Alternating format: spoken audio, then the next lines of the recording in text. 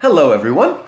According to Homer, the Iliad is a book about the wrath of Achilles. First, it's his wrath against Agamemnon, who stole his war prize, but then it morphs into a much greater wrath against Hector, who killed his best friend Patroclus, although in all of it, it's finally his wrath against his own mortality. That wrath of Achilles causes great death and destruction, although it does find reconciliation in Book 24, the final book of the Iliad, when Achilles weeps together with Priam, the father of Hector.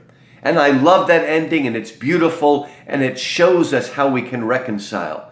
But when I read the Iliad, I'm looking for other answers.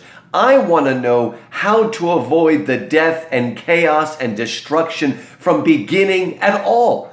I want to be like a good father who wants my son to learn how not to make the same mistakes I made so he won't have to suffer the same way I did. And I do believe that Homer gives us two answers in the Iliad, two ways to prevent the chaos and death and destruction before it ever occurs. And in this video, I want to look at those two places. First, in Book 23, we have the funeral games that are played in honor of the fallen Patroclus. Now, Homer composed the Iliad probably around 700 BC. 776 BC was the beginning of the Olympics in Greece. It is possible that Homer could have attended one of those Olympics, because certainly the funeral games done in honor of Patroclus are very similar to an Olympic match. In fact, the 8 games that they play at the funerals are pretty similar even to the modern Olympics, except for the chariot racing. But after that, boxing, wrestling, foot racing, close combat, shot put, archery, and javelin. And a lot of those overlap even today. So first, we're going to find an answer in Book 23, the funeral games of Patroclus. And then we're going to turn to Book 18, the second half of Book 18.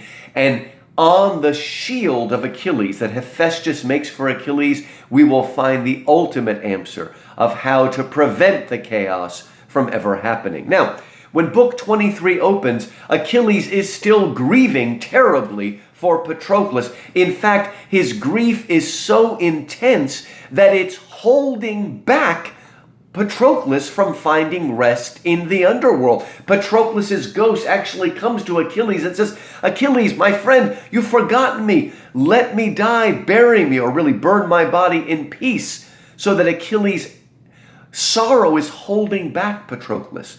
Well, after they speak to each other, Achilles reaches out to embrace his friend Patroclus, but alas, he is unable to, for Patroclus is now a ghost or a shade, and his hands go right through him. There is no real life. He can't hold on to the past. Well, shortly after that, in Book 23, the games begin. And what I'm going to argue here is that the funeral games, the Olympic games, if you will, in honor of Patroclus, show us what war would be like if nobody died. You see, through games, we can still show our prowess on the battlefield. We can still win meeds of honor to gain honor for ourselves. But we can do it in a way that doesn't have death and terrible permanent consequences. Well, the chariot race goes, and as it's going along, one of the riders is Antilicus, the young son of the old Nestor. And he's a little bit of a hothead. And as he goes around the corner, think of Ben-Hur, as he goes around the turn in the chariot race, he comes too close to Menelaus. He essentially cheats and cuts him off. And Menelaus cries out at line 426, Book 23, "Antilicus, this is reckless horsemanship. Hold in your horses. The way is narrow here. It will soon be wider for passing. Be careful not to crash your chariot and wreck both of us." He calls on the young man to show balance and moderation. But Antilicus is young and hot-headed, rather like Achilles, and he doesn't listen, and he almost destroys Menelaus, and Menelaus cries out at line 439, "Antilicus, there is no other man more cursed than you are. Damn you! We Achaeans lied when we said you had good sense. Even so, you will not get this prize without having to take an oath." Well, finally, when the race ends, very much because Antilicus cheated, Antilicus comes in second after Diomedes, who comes in first. But as part of the race, one of the chariots gets fouled and causes the rider to fall out. Now, this is a game, so he doesn't die. He gets all cut up and bloody, but he doesn't die. But when the chariot race ends, Achilles, who is giving out the gifts and showing generosity, when he notices that this poor person who might have come in second place unfortunately got fouled up, he feels bad, and he says, line 536, Achilles took pity upon him and said, "The best man is driving his single-foot horses in last. Come then, we must give some kind of prize, and well he deserves it. Second prize. Let first prize go to the son of Tydeus." So Achilles is about to give second prize to the man who didn't really win, but unfortunately fouled his chariot. But second prize was supposed to go to Antilicus. And now look what happens. So Achilles spoke, line 539, and gave approval to what he was urging.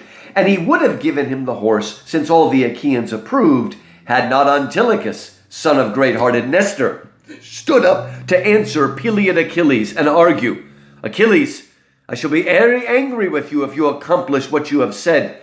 You mean to take my prize away from me, with the thought in mind that his chariot fouled and his running horses, but he himself is great. He should have prayed to the immortal gods. That is why he came in last of all in the running.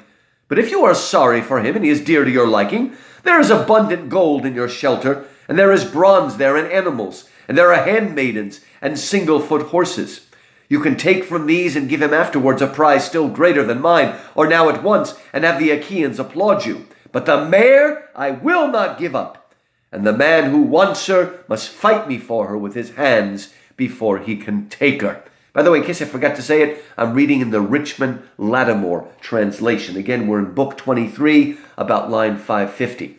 Now, if this sounds familiar, when Antilicus cries out, "I will not give up the mare," he sounds an awful lot like Achilles in book 1 of the Iliad, who says to Agamemnon, "I will not give up my prize, Briseis." Here it becomes very funny because he doesn't say, "I won't give up the woman." He says, "I won't give up the mare."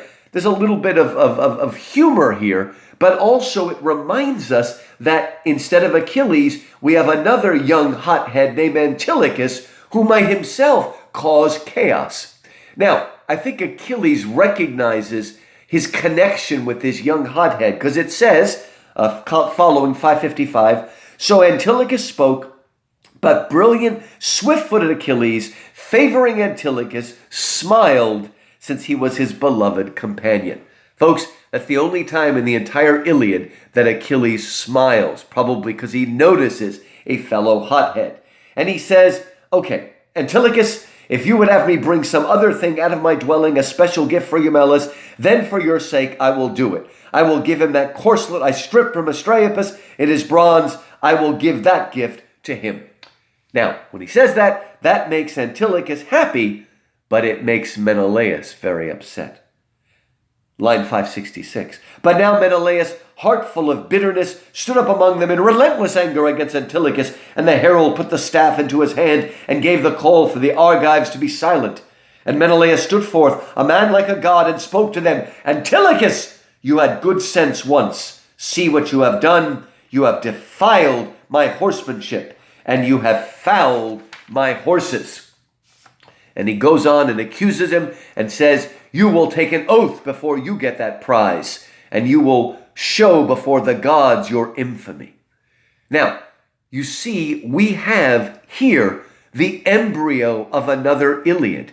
Instead of the hot-headed Achilles and Agamemnon the son of Atreus, we have the hot-headed young Antilicus against Menelaus, the other son of Atreus. So right here is a dispute over a prize that, like the Iliad, could lead to death and destruction and tragedy. But what will happen? Will it be another Iliad or not? It will not, because look what happens at line 586. "Then in turn, Antilicus of the good counsel answered him, 'Enough now, for I, my lord Menelaus, am younger by far than you, and you are the greater and go before me. You know how greedy transgression flower in a young man, seeing that his mind is the more active, but his judgment is lightweight. Therefore, I would have your heart be patient with me.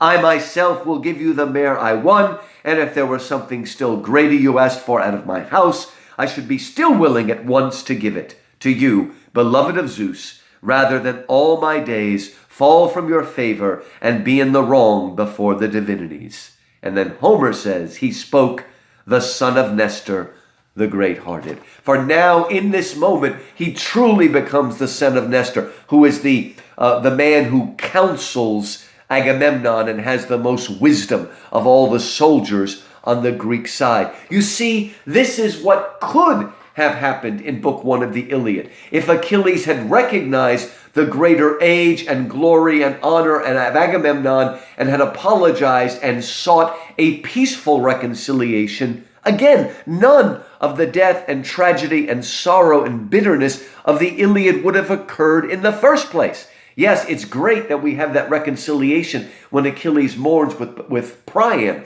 but wouldn't it be better if we didn't need that reconciliation at all? Antilicus, who's probably about the same age as Achilles, that is about 20 years old, he finds his balance. He is persuaded by a smarter elder man, and he brings peace. Now, what's wonderful is after this display, it must teach something to Achilles, because on line 618, Achilles goes over to Nestor, who is a grandfather's age, is too old to fight, but is still counseling. And the 20-year-old Achilles goes to the, 60, 70-year-old Nestor, and he gives him a special prize, a meed of honor, and he says these words, "This, aged sir, is yours to lay away as a treasure in memory of the burial of Patroclus, since never again will you see him among the Argives. I give you this prize for the giving, since never again will you fight with yours fists, nor wrestle, nor enter again the field for the spear throwing, nor race on your feet, since now the hardship of old age is upon you." What a beautiful moment. How rarely does 20 years old understand and respect and appreciate and even sympathize and empathize with 70. Achilles, who is in the prime of his youth, the greatest soldier to ever take the field, recognizes in this moment of empathy and sympathy that someday, if he lives, he will be old like Nestor and unable to fight and wrestle and win meeds of honor. I want you to see this humanity here in the Iliad. Homer understands that there are other answers, but so often we give way to our wrath and our rage and our bitterness against our own mortality. If that's not beautiful enough, his giving of the prize to Nestor, Book 23 actually ends with Achilles giving another sort of extra prize to Agamemnon, the one who he fell in enmity with in Book 1. And so at the very end of Book 23, at line 890, Achilles gives a gift and says, "Son of Atreus," Agamemnon now, not Menelaus, "son of Atreus, for we know how much you surpass all others, by how much you are greatest for strength among the spear throwers. Therefore take this prize and keep it and go back to your hollow ships. But let us give the spear to the hero Meriones, if your own heart would have it this way, for so I invite you." Do you see? Agamemnon has been so desperate to get this public sign of respect from his greatest warrior, his wild card, his too hot to handle hot potato, and he's been waiting for this. And if Achilles had only given that affirmation to Agamemnon in Book 1, none of the tragedy would have happened. He never would have had to stolen Briseis away. But the hot-headed Achilles couldn't. Now here he recognizes that Agamemnon is indeed the commander of chief, much older than him, worthy of praise and honor. So there are ways to prevent the chaos from beginning in the first place. If we show proper honor, if we can find ways to win meeds of honor without death and destruction, if we will take good sense and good persuasion from our elders. But there's another answer, and that answer is in a place that we wouldn't normally look for. In fact, it's a place that most readers may skip over because it's a 3 or 4 page detailed description of the shield of Achilles that Hephaestus makes for him in Book 18 when Achilles' divine mother Thetis asks for that to happen. If you have the 2011 edition, all of this starts on page 406. It's Book 18, and the scene starts at line 368. And I love this scene because we're taken to the very workshop of Hephaestus. Hephaestus is one of the Olympian gods, but he differs greatly from all the other Olympians. First of all, he's the only Olympian god who's not perfect in beauty. He is a hunchback and he limps. He is lame. He also does something no other god does. He works. He works, and in fact, he sweats. But his workshop is a magic workshop. It has 3-legged tripods that can walk and move of their own volition. And Hephaestus has used his art, his techne, his skill to make the first robots in literature. Beautiful servant girls that are made out of gold and that are animated and that can move.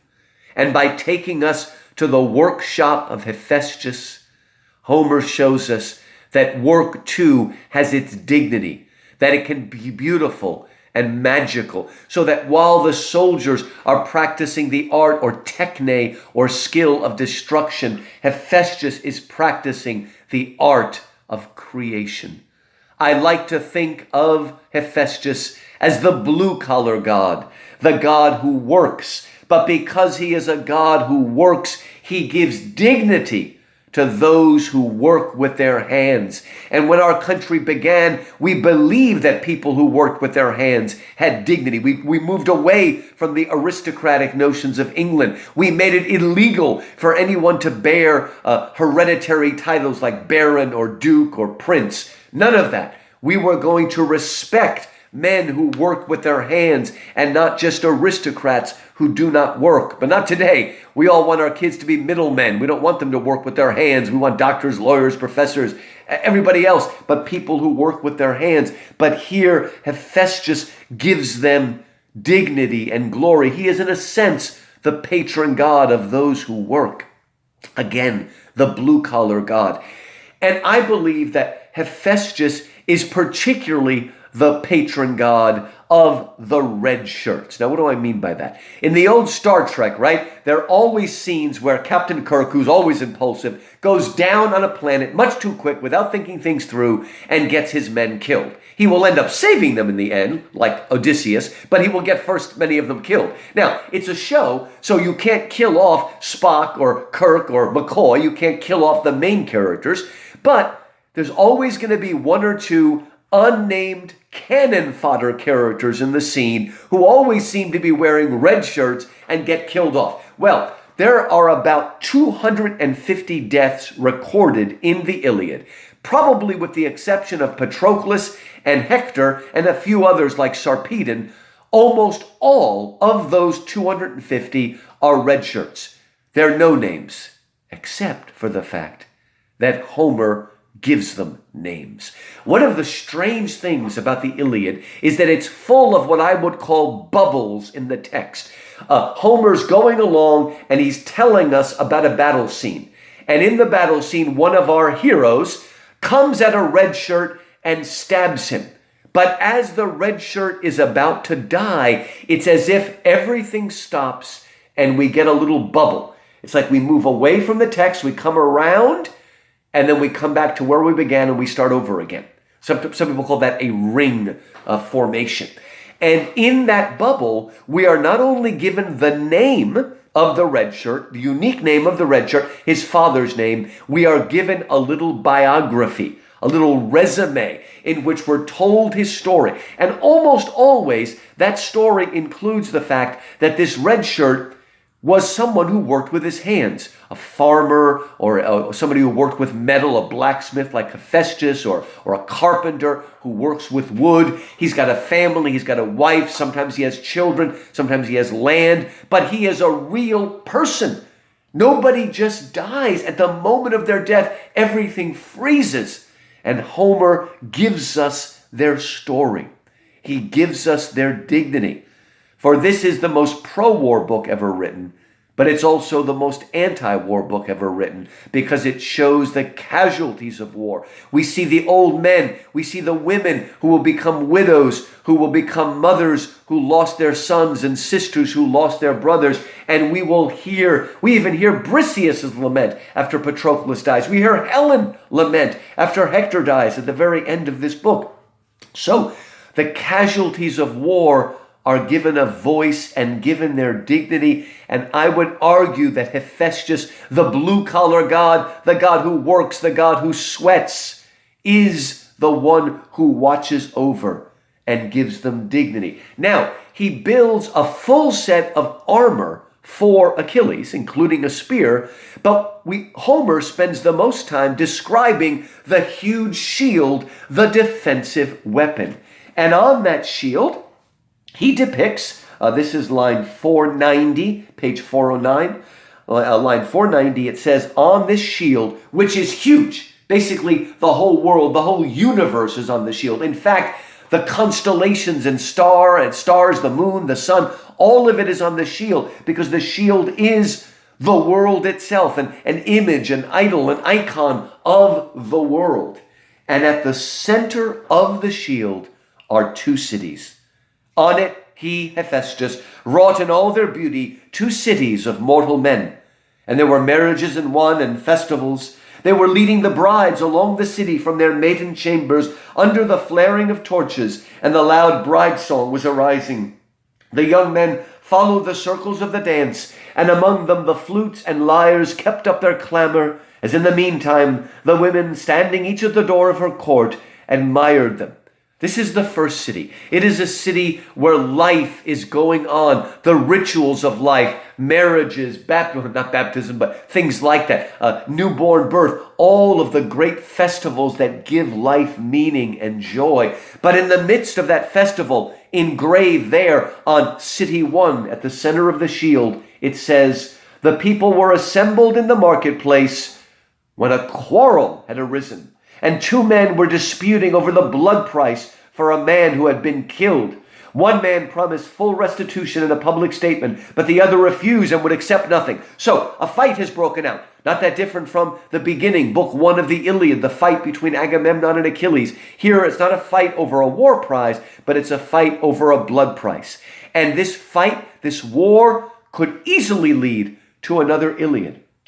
But what happens? Instead of fighting, both then, the 2 men that have the quarrel, both then made for an arbitrator to have a decision. And people were speaking up on either side to help both men. But the heralds kept the people in hand, as meanwhile the elders were in session on benches of polished stone in the sacred circle, and held in their hands the staves of the heralds who lift their voices. Now, the Iliad takes place in a pre-law society, by which I mean there is no legal system, there are no police, there are no prisons.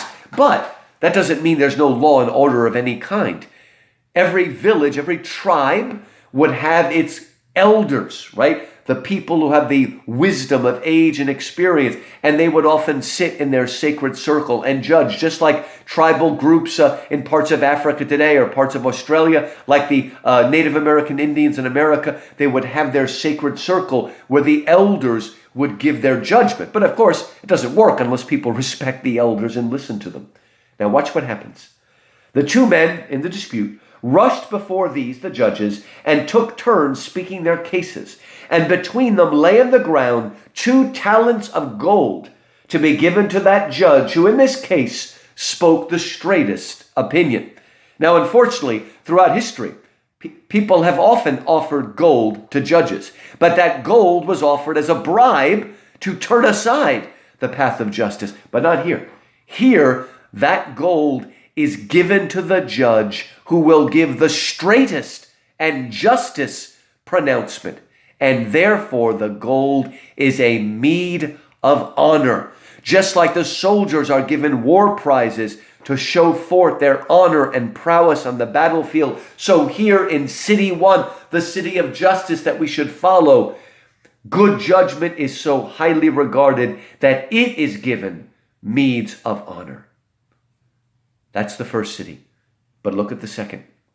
But around the other city were lying two forces of armed men shining on their war gear. For one side, counsel was divided whether to storm and sack or share between both sides the property and all the possessions the lovely citadel held within it. We have a city that's under siege, just like Troy, and everybody's deciding what to do. Shall we destroy it and take the spoil? What shall happen? But the city's people were not giving way and armed for an ambush. Their beloved wives and their little children stood on the rampart to hold it, and with them the men with age upon them. Sound familiar? On the rampart of Troy is where Priam and the older men and some of the women are sitting, watching the fight, unable to stop it as they cling to their walls for safety. So Homer's making a parallel here. Let's see what happens. It says, and Ares led them, and Pallas Athena, that's the male and female gods of war, Mars and Athena, or Ares and Athena. These were gold both, and golden raiment upon them, and they were beautiful and huge in their armor, being divinities, and conspicuous from afar, but the people around them were smaller.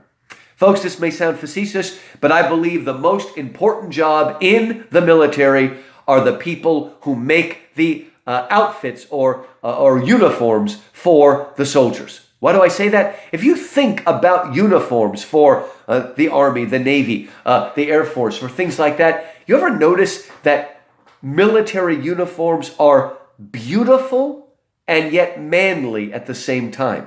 Even more so in the old days when they had epaulets and feathers and all sorts of things. Think of how many women say they love to see a man in uniform, right? They are manly and masculine, but they're beautiful. Well, most people like the sailor, the boys in blue, the sailors. And what woman can resist that? Well, I think that's the most important job because that's the way we glorify war. By making it larger than life, we kind of forget about the blood and the destruction and the anguish and the loss and all that sort of stuff. And it's so big and beautiful that we're taken into it. And sometimes we even forget justice and righteousness and peace and all that sort of stuff. And here, Mars and Athena are beautiful and larger than life, and everyone is pulled in. Now, suddenly we switch and we see a beautiful pastoral scene of people out in the countryside watching their flocks. Everything seems great. Maybe it'll be happy. But then all of a sudden, line 527, those others saw them and made a rush, and quickly thereafter cut off on both sides the herds of cattle and the beautiful flocks of shining sheep, and killed the shepherds upon them. So there's an ambush, and this beautiful scene is suddenly turned into carnage, treachery everywhere. But the other army, as soon as they heard the uproar rising from the cattle, as they sat in their councils, suddenly mounted behind their light-footed horses, and went after, and soon overtook them. These stood their ground, and fought a battle by the banks of the river, and they were making casts at each other with their spears bronze-headed, and hate was there with confusion among them, and death and destruction. She was holding a live man with a new wound, and another one unhurt, and dragged a dead man by the feet through the carnage. The clothing upon her shoulders, that's the goddess of hate, showed strong red with the men's blood, all closed together like living men, and fought with each other, and dragged away from each other the corpses of those who had fallen. Sound familiar? A dead body has been dragged around. That's going to happen in book 22, just a few books later, after Achilles kills Hector and defiles his body. Again, this is what happens when we lose our balance, our sense of righteousness, our internal sense of eidos and nemesis, that is shame and blame, and we give way to our base instincts. Folks, it's our choice. Which city will we live in? The city where they turn over their disputes to the elders and give dignity and honor to those who give the best judgment? Or do we give way to treachery and the illusion that brings more bloodshed? Well, Homer wants to give us more of a glimpse of what life can be like. And so on the shield, he depicts other things of beauty. Line 560, he made on the shield a great vineyard, heavy with clusters, lovely and in gold. But the grapes upon it were darkened, and the vines themselves stood out through poles of silver. By the beauty of his craft, look what he has created. Look what he has created. He made, line 573, he made upon it a herd of horned straight oxen. The cattle were wrought of gold and of tin, and thronged in speed, and with lowing out of the dung of the farmyard to a pasturing place by a sounding river, and beside the moving field of a reed bed. Look at this beauty. We don't have to stay in the dung. When we meet Priam in book 24, he's literally rolling in the dung after the death and defilement of his son's body. But we don't have to stay in the dung. We can move into this world of life, where life is affirmed, where the cycles of life and the festivals and the rituals come. Look a little farther, line 590. And the renowned smith of the strong arms made elaborate on it a dancing floor, like that which once in the wide spaces of Knossos Daedalus built for Ariadne of the lovely tresses. And there were young men on it, and young girls sought for their beauty with gifts of oxen, dancing and holding hands at the wrist. Greeks still dance like that today. These wore the maidens long light robes, but the men wore tunics of fine spun work and shining softly touched with olive oil. And the girls wore fair garlands on their heads, while the young men carried golden knives that hung from sword belts of silver. And whiles on their understanding feet they would run very lightly, as when a potter crouching makes trial of his wheel. Notice we have the techne, or skill, of making the shield out of bronze, and on that shield we see the techne of dancing, which is itself compared to the techne of pottery. All the beautiful crafts of life. Earlier, just before he makes the shield for Achilles, actually all of the army for Achilles, when Thetis tells Hephaestus the story of what's happened to Achilles and how his friend Patroclus has been killed, and how if he kills Patroclus, he will die himself, Hephaestus says this a little bit earlier at line 463. He says, "O Thetis, do not fear. Let not these things be a thought in your mind. And I wish that I could hide him away from death and its sorrow at that time when his, Achilles' hard fate comes upon him, as surely as there shall be fine armor for him, such as another man out of many men shall wonder at when he looks on it." If Hephaestus could hide away Achilles and prevent his death, he would. But he can't. In this world, it's gone too far, beginning with the dispute in book 1.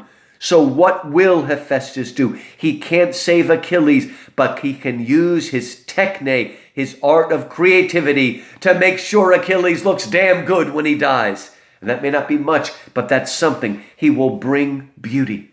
Well, the armor, including the shield, is given to Achilles. And in the next book, at the end of book 19, page 424, line 369, in book 19, Achilles puts on his armor. And look at this.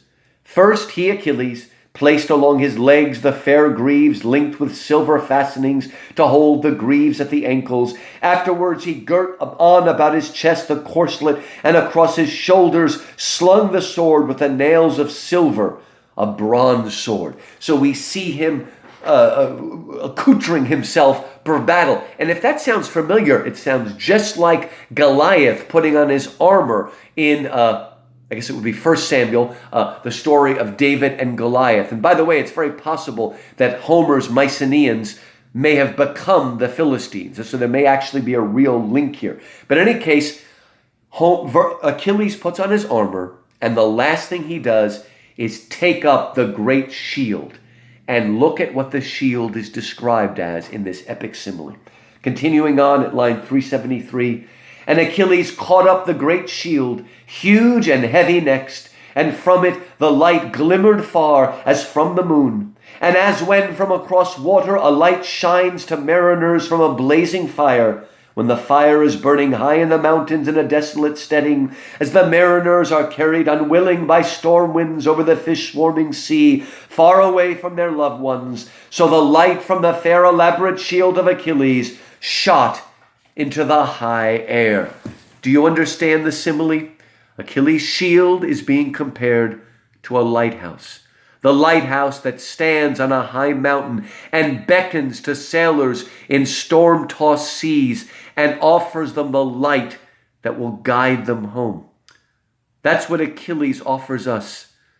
Emblazoned at the center of Achilles' shield are those two cities. And those two cities represent the choice that is held out to all of us Whether we live in 1200 BC when the event happened, or 700 BC when it was composed, or even today, we have that choice. I think of Joshua, choose this day whom you will serve. Which city will you live in? The city that respects elders and experience and learns from the past and gives over its impulsiveness and rashness to good judgment? Or will we live in the city where treachery reigns, where impulsive action gives way to vengeance and vengeance gives way to more vengeance? This book is very, very old, but its message is as true and as fresh as today. Which city will you choose to live in?